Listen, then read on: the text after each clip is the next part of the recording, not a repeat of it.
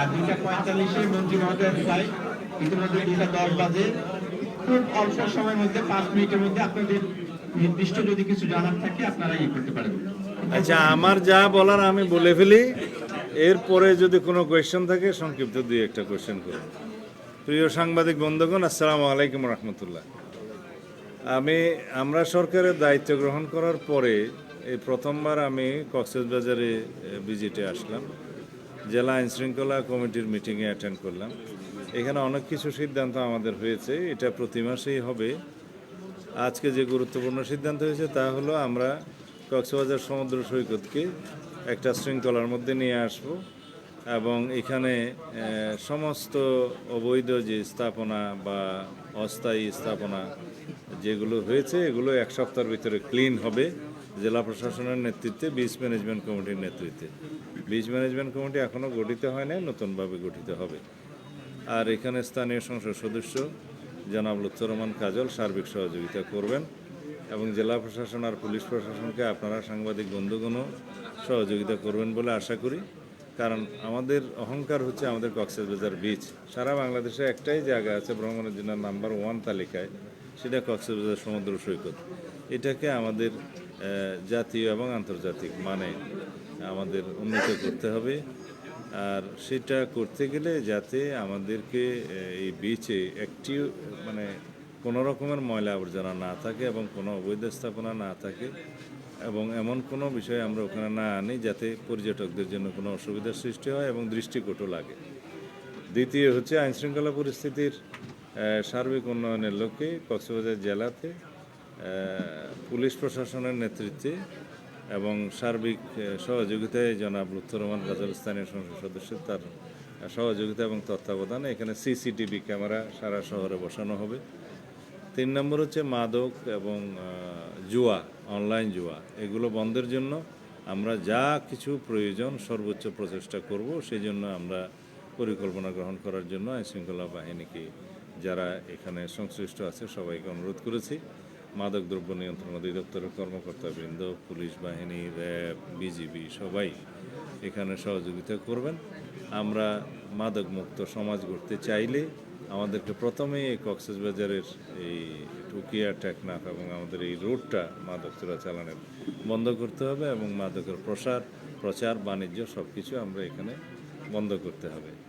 3 নম্বর issue হচ্ছে আমরা কি বলেছিলাম, হ্যাঁ, ট্রাফিক সিস্টেমের উন্নয়নের জন্য আমাদের মন্ত্রণালয়ের পক্ষ থেকে আরও কিছু জনবল এখানে দেয়া হবে। তখন এখানে ট্রাফিক সিস্টেমের আমরা উন্নয়ন করতে পারবো। আর টমটমের সংখ্যা আর বৃদ্ধি হবে না। অযান্ত্রিক গাড়ি, নন মোটরাইজ ভেহিকেল যেগুলো আছে ব্যাটারি চালিত, এগুলোর সংখ্যা আর বৃদ্ধি হবে না এবং লাইসেন্স নবায়নের ক্ষেত্রে যথেষ্ট কেয়ারফুল হতে বলা হয়েছে। সর্বোচ্চ সংখ্যক যেটা নির্ধারণ করা হয়েছে সেটার উপরে কখনোই আর যাবে না। ক্রমান্বয়ে যেগুলো ড্যামেজ হবে সেই সংখ্যাটা আর ফিল আপ করা হবে না, সেই জায়গাটা খালি থাকতে থাকতে আস্তে আস্তে এগুলোর সংখ্যা কমানো হবে। আর এক লাইসেন্সের অধীনে যেন একাধিক এই সমস্ত টমটম বা নন মোটরাইজ ভেহিকেল না চলে সেটা যথেষ্ট নজর দেওয়া হবে। যার লাইসেন্সে একাধিক এরকম বাহন চলবে তার লাইসেন্স বাতিল হবে। এইভাবে একটা সুশাসনের মধ্যে নিয়ে আসতে হবে। আর গরিব মানুষরা যাতে কষ্ট না পায় সেই দিকটাও আমরা লক্ষ্য রাখব। এর বাইরে আরও অনেক কিছু আমরা সিদ্ধান্ত নিয়েছি যেগুলো আপনারা জানতে পারবেন। জেলা প্রশাসনের পক্ষ থেকে এগুলো রেজলিউশন আকারে প্রচার করা হবে।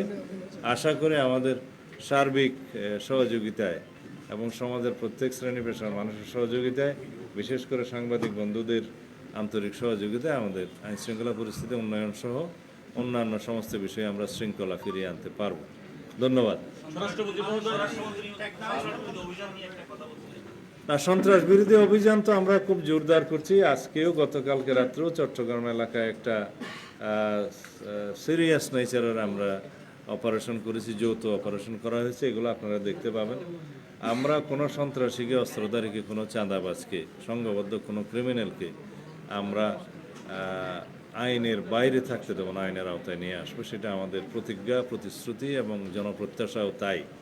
অন্যান্য সকল ক্ষেত্রেও যাতে দেশে মানুষ স্বস্তিতে থাকে এবং আইনশৃঙ্খলা পরিস্থিতি যাতে আমরা জনগণের জন্য একটা স্বস্তিকর পরিস্থিতি নিয়ে আসতে পারি এবং আমরা সারা বাংলাদেশে যাতে জনপ্রত্যাশা অনুযায়ী সুশাসন বজায় রাখতে পারি সেই জন্য আমাদের কর্মকাণ্ড চালু থাকবে এবং আমরা এই বিষয়ে আমাদের সর্বোচ্চ প্রচেষ্টা অব্যাহত রাখবো ইনশাআল্লাহ। এটা টেকনাফ স্থলবন্দর চালু করার বিষয়ে আমরা আজকে সিদ্ধান্ত নিয়েছি, এটা মন্ত্রণালয় পর্যায়ে আমরা কথা বলবো, এখানে রেজলিউশন হয়েছে। স্বরাষ্ট্রমন্ত্রী মহোদয়, এই যে আপনার সরকার দায়িত্ব পালন করছে প্রায় 1 মাস হতে চলেছে, তো এর মধ্যে আসলে মকটা বন্ধ হচ্ছে না কেন? আমরা দেখেছি গতকালকে একজন স্টুডেন্ট, ঢাকা বিশ্ববিদ্যালয়ের একজন স্টুডেন্টকে প্রায় 2.5 ঘন্টা করে নির্যাতন করা হয়েছে। এই বিষয়ে কি বলবেন? পাশাপাশি যেহেতু আপনি কক্সবাজারের একজন সন্তান, সেই ক্ষেত্রে যদি বলি এখানে মানব পাচার এবং কোন পত্রিকা বা টিভি? আমি ডয়েচে ভেলে এবং ইন্ডিপেন্ডেন্ট। এটা আপনার দুইটা তথ্যই মোটামুটি ভুল। একটা হচ্ছে আমরা এখনো 1 মাস হয় নাই, হ্যাঁ কাছাকাছি বলছি। এক মাস হয় নাই। দ্বিতীয় হচ্ছে মবের এই সংবাদটা ঠিক নয়। সব কিছুকে আমরা মব বলবো কেন? কিছু কিছু আছে বিচ্ছিন্ন ঘটনা।